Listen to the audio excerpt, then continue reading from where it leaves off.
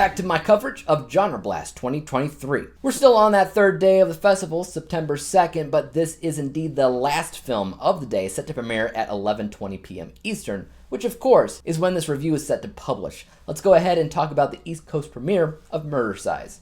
Murdercise is a 2023 horror comedy about a group of people in the middle of filming a sleazy exercise video when one of the girls loses her mind a little bit and she just starts killing her way to the top. So I'll be quick with this review. I don't have a lot to say about it, but I do have a couple of pointers to point out.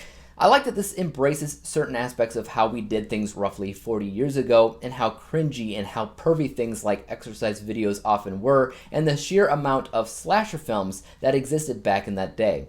I mean, Jesus, not only is this exercise girl going around basically being a slasher herself, but there's a couple of serial killers loose in town also killing people. There's a gangster family in the film that is known to kill for business. And also, everybody enjoys watching B-slasher movies too. There's a ton of that in this film. And I would also argue too much of it.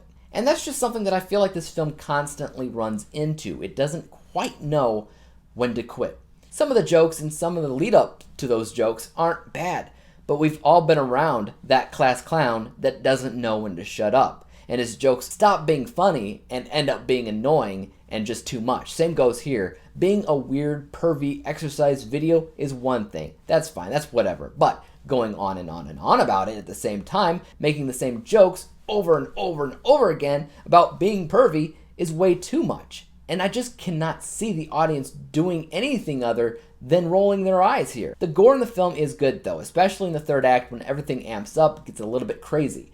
That's why I watched the film. That's essentially what I wanted to see out of it. And when it got to that point, it felt legitimately like a good, classic, cringeworthy B-movie. And I'll be the first to admit that the gore is the only reason that this film didn't receive an F letter grade from me. But it did get awfully close, like within 1%, guys. 1% lower, and it would be an F for me, which means that I scored Murdercise a D- letter grade. Final overall score of 40%, 40 out of 100 possible stars.